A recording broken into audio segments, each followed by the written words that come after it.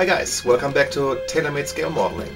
As you can see, I've taken some time to do a little makeover, haircut, beard's gone, so Christmas time is over quite obviously. Right, let spring begin. Well, you know, it's month off, so we're in the North Africa group build, right there, in the middle, or at the very beginning, whatever. I just thought I'd take the time to give yourself a little impression about what's been going on here. First of all, I'd like to introduce you to my project. At the center of the project, it's going to be, told that before, the 88's Flak 41.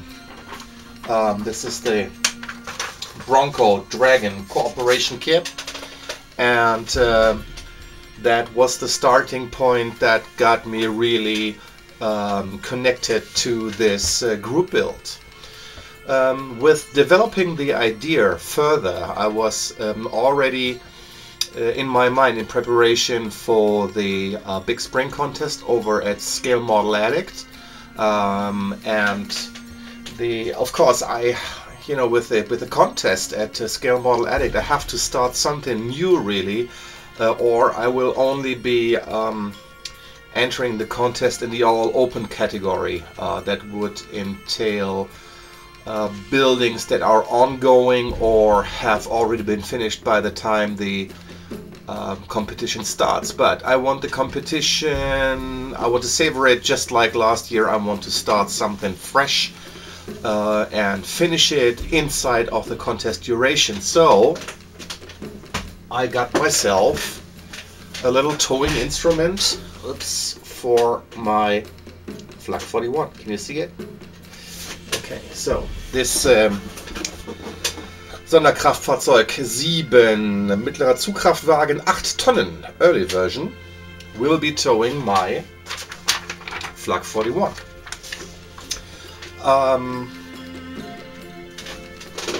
So the Sonderkraftfahrzeug 7 is going to be the centerpiece of my participation in the Scale Model Addict contest in cooperation with the already started Flak 41. I will give the Sonderkraftfahrzeug all the love there is, or all I can give it. I have gotten myself 2 sheets of Eduard photo etch. I've gotten myself a very nice German Tankman figure set that will be cannibalized to do for a artillery crew.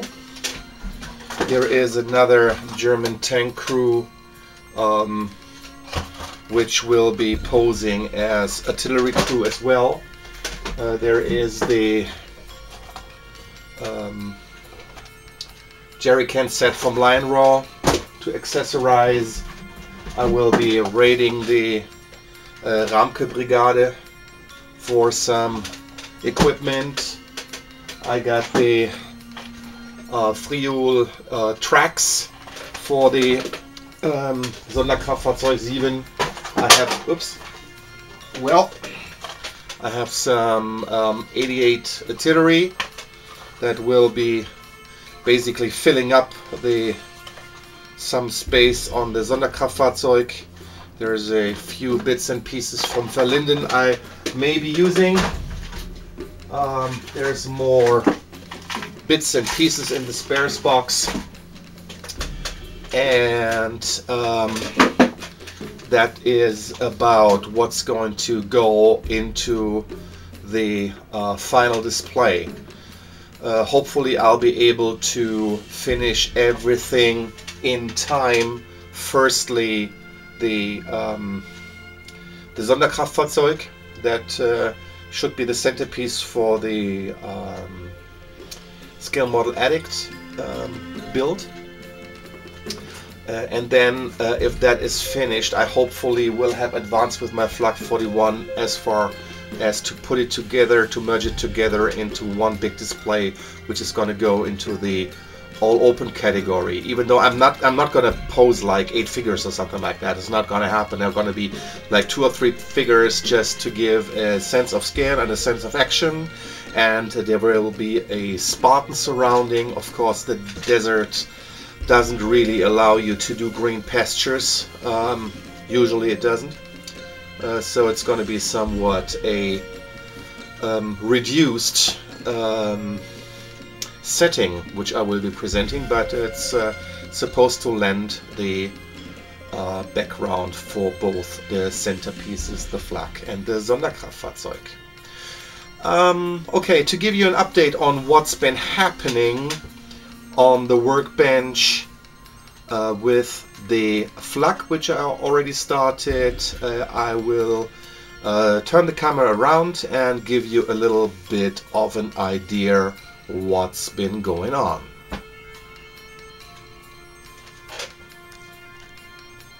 Alright, change of perspective. This is where we're at. Let's clean up this space just a little bit. As you can see, there are various bits and pieces lying around here. These are smaller sub-assemblies, and there's some parts cleanup that I've done on several pieces, which will go into the next step here. You see, I got this small dish where I put the smaller stuff as long as they're waiting to be positioned. In total, the Flak 41 kit by Bronco is highly engineered and highly complicated, and in some parts, unfortunately, a bit over-engineered. But this is a very, very complicated piece of machinery, and you know, these are 2 parts pieces. There's the craftsmanship in making molds. Oops, where do I go? There we go. Making molds for bodies like these is quite a feat, obviously. There is a little bit of problem if you need to clean up parts, and you need filler like Elmer's white glue to keep all the smallest gaps that remain here closed. As well as if you take a look, sorry, this is my camera shows this upside down, so it's difficult for me to really get this into position for you. Sorry. You can see all these little parts back here, you know, all the cables and everything. This is really a piece of super engineering we got there. It's the gun mounting. It's gonna be able to slide the gun and the barrel back and forth, which is very important to properly pose the gun in a traveling position all the way back and in firing position all the way forward.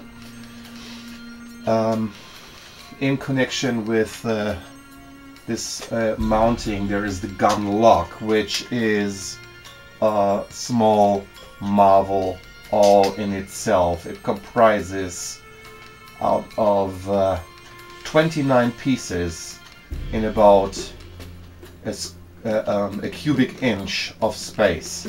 It's incredibly complicated to build, and to getting the parts aligned so everything lines up properly in the end proved to be pretty difficult, but it is feasible. It is extremely well engineered, but super complicated. Certainly nothing for the faint of heart. The cross mounting as well, it's not really simple, it's not really complicated. I have already locked the legs back for transport. The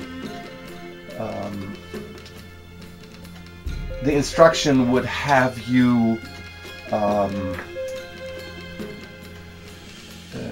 not glue down the locking pins here on either side to be able to move it back and forth, but actually this thing is so small it's rather impossible to keep that operating. I'm quite certain whenever you try to do that you're gonna lose parts, quite certainly.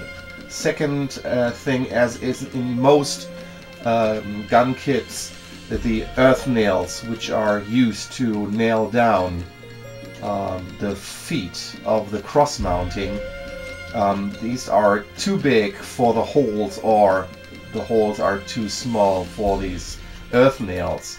The only kit that I ever had which had that in a workable combination was from Lion Raw, but that's something you would expect every time you get a German artillery kit, because these earth nails are quite standard for them. There's one thing about that kit, I mean in general it's been a lot of fun building until here, even though it's been incredibly fiddly, but as a ship modeler with experience in modeling 700 scale photo etch parts, this is okay. I can really make do, but these parts are really small. I hope this will focus for me to show you. No, it doesn't. It's because the camera is, I have zoomed in a little bit. Wait a second, maybe we can't try to do it like that. Can you see these small bits and pieces back here? Wait, oops. Fortunately everything is quite stable, so dropping that from a few inch is not really a big problem. Here's the gun lock again. I mean, just look at the inside. I mean, I will be posting photos, of course, later on. I mean, this is very beautiful but super complicated, and that's okay, yeah, because it will be a really great kit. Then there is the gun barrel that will go in there, and this is everything. This is just 3 pieces: the base of the barrel, the bracing, and the core barrel back here, and aligning that wasn't really complicated. These are one-piece castings, so there's no need for any seam filling and sanding, but there are a few minor sink marks on that. But the real problem with this is that the core barrel is bent. It's very slightly bent. So even if you align everything very properly from one or another perspective, this one looks crooked. It's I mean, I do not know how to straighten out such a thick piece of plastic without actually heating it up to a point where it would be distorting in shape completely. So I bit the bullet and bought myself a replacement set. It's not yet assembled, but from what I know, this is, I think this is Aber, but I'm not sure because there is no label on it. Yeah, but from the label, I have the feeling this is an Aber barrel. And from what I know about Aber barrels is there's hardly anything you need to do other than just put like 2 or 3 pieces together, and that's it. I mean, this is a super beautiful piece of turning, and you know, here on the mantlet, all the rivets are there. On the core bracing, all the rivet detail is there. It's beautiful. It has rifling. I don't know. Oops. It has rifling. I think it's, you can't see it. I will be taking photos.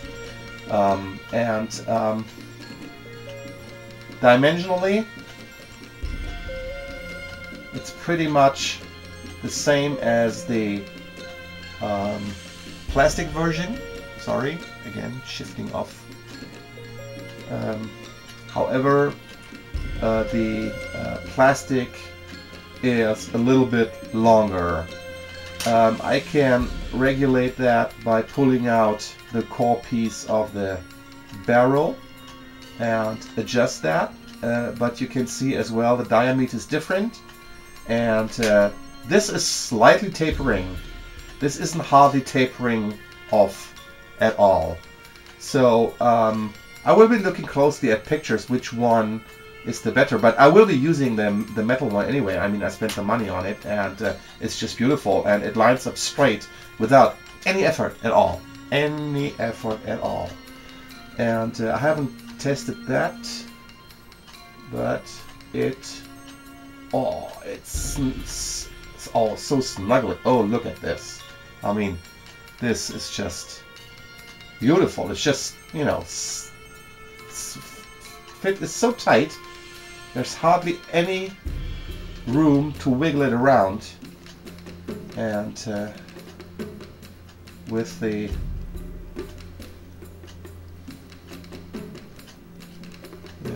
this will be the recoil weight. And, oh, this is really something. Oh, I like this. I like this a lot. The alignment, I think, is okay. I will have to check that with the reference pics I have, but this looks very okay to me, and this is going to be fun continuing the build with the barrel on, because from here on I had all these sub-assembly parts ready, and I was waiting for the gun barrel because the original one from the kit was crooked. Alright, so just get myself back into the picture. Oops, I'm sorry about that. Whoops, there you go. Just a little bit here and a little bit there. So,